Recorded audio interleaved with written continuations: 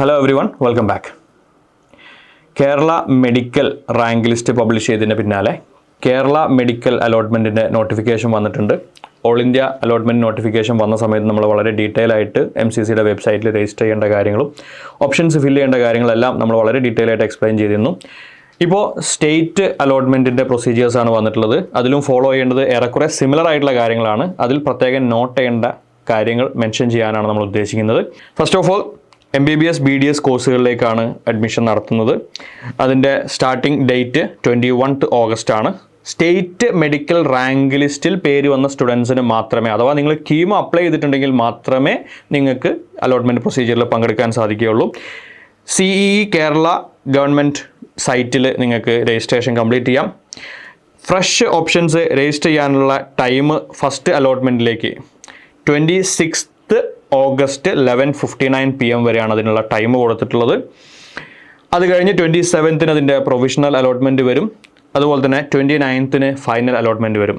23 all India first റൗണ്ടിൻ്റെ first allotment വരുന്നത്. 23 കഴിഞ്ഞ് നമുക്ക് അഡ്മിഷൻ എടുക്കാനുള്ളൊരു വിൻഡോ ഉണ്ട്.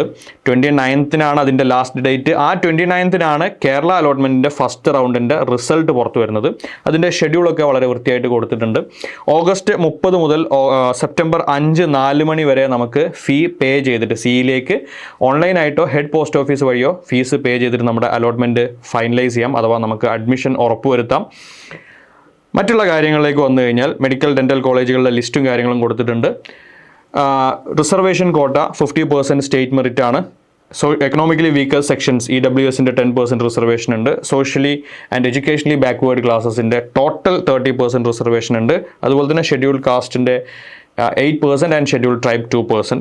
പ്രത്യേകം ശ്രദ്ധിക്കേണ്ടത്, ഗവൺമെൻറ് മെഡിക്കൽ കോളേജ് പാലക്കാടിൽ റിസർവേഷൻ്റെ ക്രൈറ്റീരിയകൾ ഡിഫറൻ്റ് ആണ്, അതിൻ്റെ പെർസെൻറ്റേജസ് ഡിഫറൻ്റ് ആണ്. അതുപോലെ തന്നെ ഗവൺമെൻറ് മെഡിക്കൽ കോളേജ് കൊല്ലം, അവിടെ ESICയുടെ ഒരു 35% റിസർവേഷൻ വരുന്നുണ്ട് എന്നുള്ളത് നമുക്കറിയാം.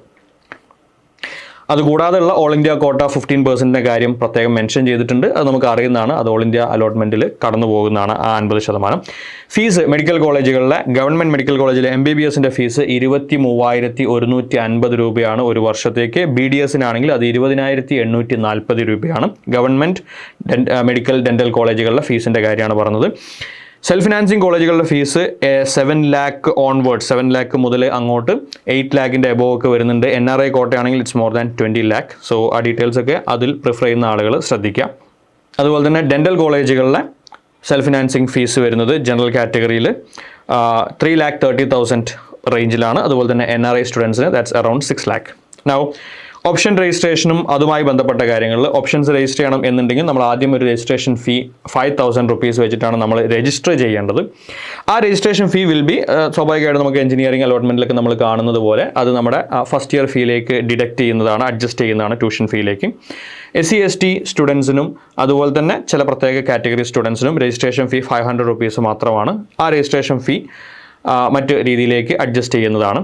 ഇനി രജിസ്ട്രേഷൻ ചെയ്തതിന് ശേഷം അലോട്ട്മെൻറ്റ് കിട്ടി നമ്മൾ ജോയിൻ ചെയ്തില്ല, അതല്ല നമുക്ക് അലോട്ട്മെൻറ്റ് കിട്ടി ജോയിൻ ചെയ്തിട്ട് റിസൈൻ ചെയ്ത് കഴിഞ്ഞാൽ നമ്മുടെ രജിസ്ട്രേഷൻ ഫീ റീഫണ്ട് ചെയ്യില്ല. അതേസമയം നമുക്ക് അലോട്ട്മെൻറ്റ് ഒന്നും കിട്ടിയില്ല, അങ്ങനെ കിട്ടാത്ത ആളുകൾക്ക് സ്വാഭാവികമായിട്ടും ട്യൂഷൻ ഫീയിലേക്ക് അഡ്ജസ്റ്റ് ചെയ്യാനില്ലല്ലോ. അങ്ങനത്തെ സാഹചര്യങ്ങളിൽ ആ 5,000 rupees റീഫണ്ട് ചെയ്യുന്നതാണ്. പിന്നെ നമുക്ക് അലോട്ട്മെൻറ്റ് കിട്ടിക്കഴിഞ്ഞാൽ ടോക്കൺ ഫീസ് എന്ന് പറയുന്ന കാര്യം, അത് NRI സ്റ്റുഡൻസിന് MBBS സീറ്റിലേക്കാണ് എങ്കിൽ, സെൽഫ് ഫിനാൻസിങ് കോളേജുകളിലെ മെഡിക്കൽ കോളേജുകളിൽ MBBS സീറ്റിലേക്ക് 1 lakh rupees, NRI സീറ്റിൽ 5 lakh rupees CEEയിലേക്ക് പേ ചെയ്യേണ്ടതുണ്ട്. ഗവൺമെൻറ് മെഡിക്കൽ കോളേജുകളിലാണ് നിങ്ങൾ ജോയിൻ ചെയ്യുന്നതെങ്കിൽ കംപ്ലീറ്റ് ഫീയും പേ ചെയ്യേണ്ടത് CEയിലേക്കാണ്. അത് അലോട്ട്മെൻറ്റ് മെമ്മോയുമായി ബന്ധപ്പെട്ട് വരുന്ന കാര്യങ്ങളാണ്. അതുപോലെ SC SC സ്റ്റുഡൻസിന് ടോക്കൺ ഫീസ് കൊടുക്കേണ്ടതില്ല. ഇനി ഓപ്ഷൻ രജിസ്ട്രേഷനുമായി ബന്ധപ്പെട്ട് വളരെ പ്രത്യേകം നോട്ട് എന്ന് പറഞ്ഞ് അണ്ടർലൈൻ ചെയ്ത് ഒരുപാട് ഇമ്പോർട്ടൻ്റ് ആയിട്ടുള്ള കാര്യങ്ങൾ പറഞ്ഞിട്ടുണ്ട്. നമ്മൾ ഓപ്ഷൻ രജിസ്റ്റർ ചെയ്യുന്ന സമയത്ത് നമ്മൾ ജോയിൻ ചെയ്യാൻ ഉദ്ദേശിക്കുന്ന കോളേജുകളും കോഴ്സുകളും മാത്രമേ കൊടുക്കാൻ പാടുള്ളൂ. ഫ്രഷ് ഓപ്ഷൻസ് രജിസ്റ്റർ ചെയ്യാനുള്ള അവസരം സെക്കൻഡ് തേർഡ് അലോട്ട്മെൻറ്റുകളിൽ സാധാരണഗതിയിൽ ഉണ്ടാവില്ല. ഓൾ ഇന്ത്യ അലോട്ട്മെൻറ്റ് പോലെ ഓരോ സെറ്റും ഓരോ റൗണ്ടും ഫ്രഷ് ആയിട്ടല്ല വരുന്നത്.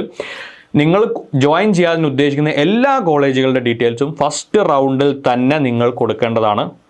സെക്കൻഡ് റൗണ്ടിലും തേർഡ് റൗണ്ടിലും അഡീഷണൽ ആയിട്ട് ഓപ്ഷൻസ് രജിസ്റ്റർ ചെയ്യാനുള്ള സാധ്യത ഏതെങ്കിലും കോളേജുകളിൽ അഡീഷണൽ സീറ്റുകൾ വരികയോ അല്ലെങ്കിൽ ഇതുവരെ അല്ലാത്ത വല്ല കോളേജുകളും അഫിലിയേഷൻ കിട്ടി അലോട്ട്മെൻറ്റ് പ്രൊസീജിയറിലേക്ക് വരികയോ ചെയ്താൽ പുതിയൊരു കോളേജ് വന്നാൽ മാത്രമേ സെക്കൻഡ് റൗണ്ടിലോ തേർഡ് റൗണ്ടിലോ അവിടെ നിന്നുള്ള ഓപ്ഷൻസ് മാത്രമേ നിങ്ങൾക്ക് അങ്ങനെ കൊടുക്കാൻ സാധിക്കുകയുള്ളൂ. അപ്പോൾ മുഴുവൻ ഓപ്ഷൻസും ഫസ്റ്റ് റൗണ്ടിൽ തന്നെ നിങ്ങൾ കൊടുക്കേണ്ടതുണ്ട്.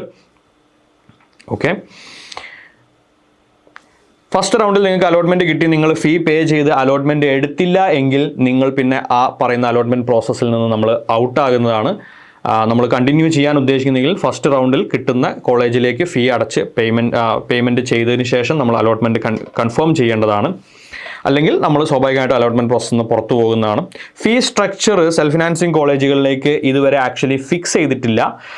ഇപ്പോൾ നമ്മൾ ഫീ പേ ചെയ്യുന്നത് ഫസ്റ്റ് റൗണ്ട് കഴിഞ്ഞതിന് ശേഷം ഫീ പേ ചെയ്യുന്നത് സെൽഫ് ഫിനാൻസിങ് കോളേജുകളിലേക്കാണെങ്കിൽ 2023-24 അക്കാഡമിക് ഇയറിലുള്ള അതേ ഫീസാണ്. ഇനി എന്തെങ്കിലും കാരണവശാൽ കോർട്ട് ഓർഡർ വന്നിട്ടോ അല്ലെങ്കിൽ ഗവൺമെൻറ് ഓർഡർ വന്നിട്ടോ ആ ഫീയിൽ വ്യത്യാസം വരുന്നുണ്ടെങ്കിൽ അഡീഷണൽ ഫീസ് നമ്മൾ ചിലപ്പോൾ പേ ചെയ്യേണ്ടി വരും. ഫീസ് ഇൻക്രീസ് ചെയ്യുകയാണെങ്കിൽ ഫീ പേ ചെയ്യേണ്ടി വരും.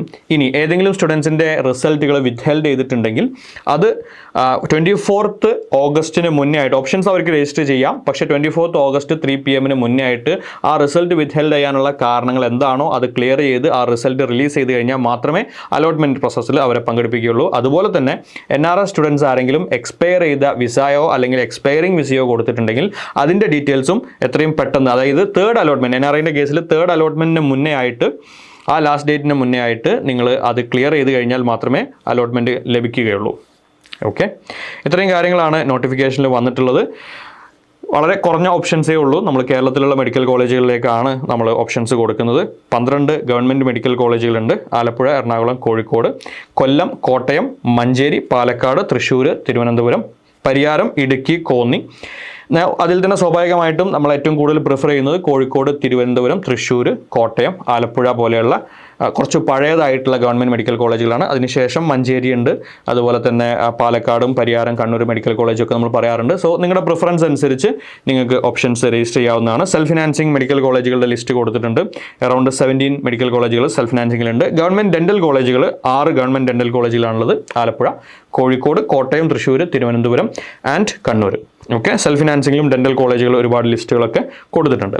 ഓക്കെ, അപ്പോൾ പ്രത്യേകം ശ്രദ്ധിക്കേണ്ട കാര്യം, കേരള അലോട്ട്മെൻറ്റിൽ ഓരോ റൗണ്ടുകളും ഫ്രഷ് അല്ല. അഥവാ നമ്മൾ ഏറ്റവും ഫസ്റ്റ് റൗണ്ടിൽ തന്നെ മുഴുവൻ ഓപ്ഷൻസും നമുക്ക് സാധ്യത ജോയിൻ ചെയ്യാൻ ഉദ്ദേശിക്കുന്ന മുഴുവൻ ഓപ്ഷൻസും കൊടുക്കണം. BDSന് പോകാൻ ഉദ്ദേശിക്കാത്ത ആളുകൾ BDSൻ്റെ ഓപ്ഷൻസ് കൊടുക്കേണ്ടതില്ല എന്നാണ് എനിക്ക് പറയാനുള്ളത്. സോ അതൊക്കെ കൃത്യമായിട്ട് മനസ്സിലാക്കിക്കൊണ്ട് ഓപ്ഷൻസൊക്കെ എത്രയും പെട്ടെന്ന് രജിസ്റ്റർ ചെയ്യുക. Wish you all the very best. Thank you for watching.